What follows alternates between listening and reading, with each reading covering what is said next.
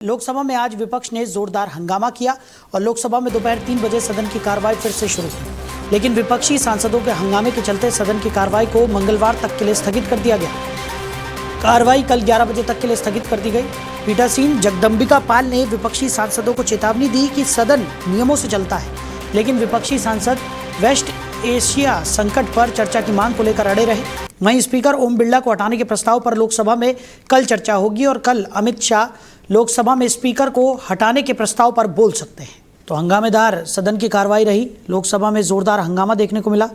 3 बजे सदन की कार्रवाई को दोबारा शुरू किया गया, लेकिन विपक्ष के हंगामे के चलते अब मंगलवार तक के लिए सदन की कार्रवाई को स्थगित कर दिया गया है।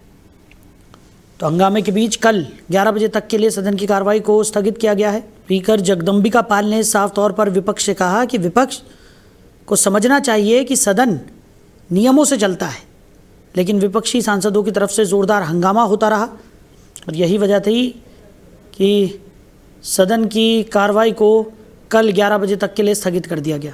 तो स्पीकर ओम बिरला को पद से हटाने के प्रस्ताव को लेकर कल सदन में चर्चा हो सकती है।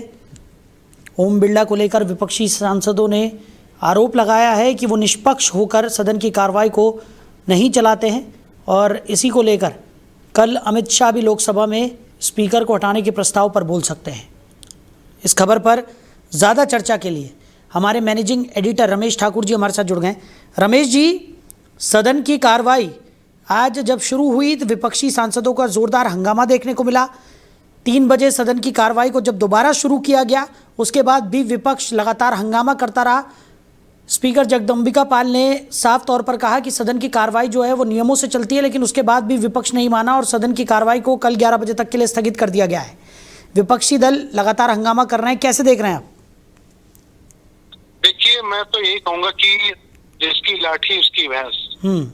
कोई ऐसा सत्र नहीं है, चाहे शीतकालीन सत्र हो, हर सत्र में विपक्ष ओम बिरला के पीछे हाथ धो के पड़ा हुआ है। पहले दिन से वो ये कहते हैं कि वो निष्पक्ष नहीं है। हमारी बारी जब आती है, प्रश्नकाल में जब हम प्रश्न करने के लिए उठते हैं, तो वो आधे अधूरे भी नहीं सुनते, बीच में टोका टाकी कर देते हैं। और वहीं उलट जब सत्ता पक्ष का अगर कोई व्यक्ति, कोई भी मंत्री या सदस्यगण जब कोई अपनी बात रखता है तो चुपचाप हाथ बांधे बैठे रहते हैं। अच्छा, इस तरीके की चीजें जनता भी देखती है और मुझे लगता है ये बताने की किसी को जरूरत नहीं है, क्योंकि भाव भंगिना जो होती है, जो भाव स्टाइल जो होता है, वो पूरा देश देखता है जब बजट शुरू होता है। अब ये स्पेशल बजट में जिस तरीके से अविश्वास प्रस्ताव लाने की बात कही गई है, तो ये मुझे जहां तक लगता है किसी भी बड़े नेता के लिए उनकी लोकप्रियता को घटाने जैसा कहा जाएगा। या उनसे हमने सोमनाथ चटर्जी का भी समय देखा, सुमित्रा महाजन का समय देखा, जितने भी लोकसभा अध्यक्ष रहे हैं, तो किसी पे इतनी उंगलियां नहीं उठी जितनी उंगलियां मुझे लग रहा है इस समय ओम बिरला पे उठती आ रही हैं। विपक्ष मानने को राजी नहीं है कि ओम बिरला किसी भी सत्र में वो निष्पक्ष हैं। उनको लगता है उनका जो झुकाव है वो पूरी तरीके से सत्ता पक्ष के अधीन रहता है। अब ये देखो, संसदीय प्रणाली की जब आप पन्ने खोलोगे तो शायद आपको पता चल जाएगा कि पिछले कुछ सालों में ऐसा कुछ हो रहा है जो कभी संसदीय प्रणाली में ऐसा हुआ नहीं। अब ये सत्र भी जो हाल फिलहाल का जो सत्र खत्म हुआ है, तो उसमें जब हमने देखा है तो कोई दिन ऐसा नहीं गया है जिसमें कार्रवाई बाधित ना रही हो जी। भाई 10 बजे स्टार्ट हो रहा, पता चला 2 बजे के लिए कर दी गई है। जैसे ही शुरू हुई फिर हंगामा शुरू हो गया, उसके बाद में वो चली गई। अच्छा, विपक्ष अड़ा पड़ा है कि हमारे जो सवालात हैं, चाहे वो अडानी का मुद्दा हो, चाहे वो युद्ध का मुद्दा हो, महंगाई का मुद्दा हो, हमारे सारे मुद्दों पे वो कहते हैं कि प्रधानमंत्री को बुलवाओ, प्रधानमंत्री से हम इस पे जवाब चाहते हैं। और इस बात पे अड़न हो जाती है यहाँ पे। बिरला जी जब कहने लगते हैं कि नहीं, संबंधित उसका मंत्री अगर आपको जवाब देता तो क्या दिक्कत है। जैसे ओम बिरला कहते हैं कि आपका जिस मुद्दे पे डिमांड है, हम उस पे मंत्री का जवाब आपसे दिलवाएंगे, तो ये वॉकआउट कर जाते हैं। तो मुझे लगता है देखो, ये हठधर्मिता जो कांग्रेस या उनके साथी जो दिखा रहे हैं, अपना रहे हैं, मुझे लग रहा है उनको भी थोड़ा सा बचना चाहिए, क्योंकि पार्लियामेंट का जो दिन होता है, वक्त होता है, जो टाइमिंग होती है, वो बहुत इंपॉर्टेंट होती है। उसमें 1 मिनट का अगर आप खर्च अगर देखो तो रोए खड़े हो जाते हैं कि आपका, हमारा टैक्स पेयर का कितना पैसा संसदीय कार्रवाई में, संसद की चीजों में खत्म होता है। तो मुझे लगता है उसकी परवाह पक्ष विपक्ष दोनों को मिलकर करनी चाहिए। जी बिल्कुल। और कहीं ना कहीं जनता की जो गाड़ी कमाई का दुरुपयोग यहाँ पर साफ तौर पर कहा जा सकता है कि जिस तरीके से हमने देखा कि बजट सत्र में भी इसी तरह से विपक्ष का हंगामा होता रहा है और जो अहम मुद्दे हैं उन पर फिर चर्चाएं नहीं हो पाती। अभी भी यही स्थिति बनी हुई है। लगातार विपक्ष को समझाने की कोशिश की जा रही है स्पीकर जगदम्बिका पाल की तरफ से, लेकिन तब भी विपक्ष जो है वो पूरी तरह से अड़ा हुआ है। दूसरी तरफ ओम बिरला को लेकर जिस तरीके से आपने बात रखी कि कहीं ना कहीं ऐसा पहले कभी नहीं देखने को मिला कि किसी स्पीकर को लेकर इस तरीके से पूरा विपक्ष इतना ज़्यादा हमलावर नज़र आया हो, ये भी एक बड़ा गंभीर मुद्दा है। और साथ ही साथ विपक्ष अपनी मांगों को लेकर हर बार इस तरीके की हठधर्मिता यहाँ पर अपनाता है और यही वजह है कि विपक्ष भी कई मुद्दों पर चर्चा नहीं कर पाता, क्योंकि हर बार कार्रवाई स्थगित होती है और इस तरीके से जो पूरा सत्र है वो बिगड़ जाता है। बिल्कुल, इसमें एक चीज आप और देखिएगा, जैसे सत्र कभी स्टार्ट होता है और या स्पेशल कोई सेशन होता है, जब इसको पता चल जाता है सरकार को या सरकार से जुड़े मंत्रियों को, तो उस समय होता क्या, चालाकी थोड़ी सी ये दिखाई जाती है, पीठासीन अधिकारी को बदल दिया जाता है।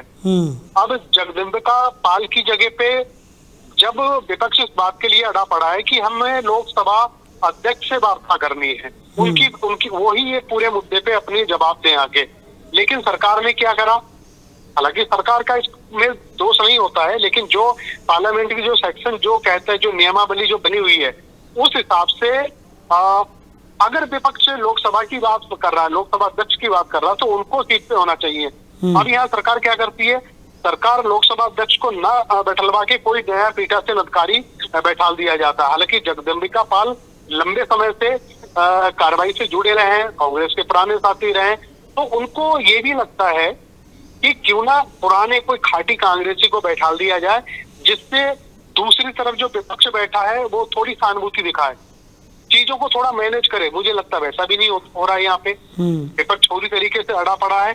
और लेकिन सबसे बड़ी बात साहिल जी, इस बार ये देखो आप, अगर विपक्ष कोई भी मुद्दा उठा रहा है, राहुल गांधी के एलओपी की तरफ से अगर कोई मुद्दा उठ रहा है जी, तो उसमें विपक्ष जितना भी है वो पूरी तरीके से कमर बांधे खड़ा रहता है उनके साथ में। ये मुझे लग रहा है ये अच्छी स्ट्रैटेजी होती है किसी भी विपक्ष की और किसी भी एक समूह की जो लड़ने के लिए आगे बढ़ रहा हो। तो इसमें कहीं ना कहीं मुझे जहां तक लगता है कांग्रेस जो बीजेपी का जो धड़ा है वो कमजोर होता हुआ थोड़ा सा दिखाई दे रहा है। वो इसलिए ही दिखाई दे रहा है क्योंकि मुद्दे बहुत तेरे हैं, कोई एक मुद्दा है नहीं। अब जिस तरीके से कंप्रोमाइज्ड पीएम का इन्होंने कैंपेन छेड़ी हुई है, इजराइल को लेके जिस तरीके से बातें हो रही हैं, एस्टीन फाइल को लेके जिस तरीके से बातें हो रही हैं, ये कुल मिला के अगर आप सबको एक अगर टेबल पे जोड़ो तो मुझे लग रहा सरकार कहीं ना कहीं परेशान तो है। चलिए रमेश जी, हमारे साथ जुड़ने के लिए, इस तमाम चर्चा के लिए आपका बहुत शुक्रिया। लोकसभा में आज भी गहमा गहमी का माहौल बना रहा, विपक्ष की तरफ से लगातार हंगामा किया जा रहा है। हालांकि विपक्ष को बार बार समझाने के बावजूद विपक्ष किसी भी तरह से मानने को राज़ी नहीं है और यही वजह है कि सदन की कार्रवाई को बार बार स्थगित किया गया। अब सदन की कार्रवाई को कल तक के लिए स्थगित कर दिया गया है। कल सुबह 11 बजे तक के लिए सदन की कार्रवाई को स्थगित किया गया है और लगातार देखने को मिल रहा है कि जिस तरीके की स्थिति इस वक्त बनी हुई है, विपक्ष ओम बिरला के मुद्दे पर और जो ईरान, अमेरिका और इजराइल के बीच में युद्ध हो रहा है उसको लेकर लगातार अपनी हठधर्मिता अपनाता हुआ दिखाई पड़ रहा है। अब कल जब सदन की कार्रवाई शुरू होती है तो उसके बाद ही देखना होगा कि विपक्ष का क्या रवैया रहता है।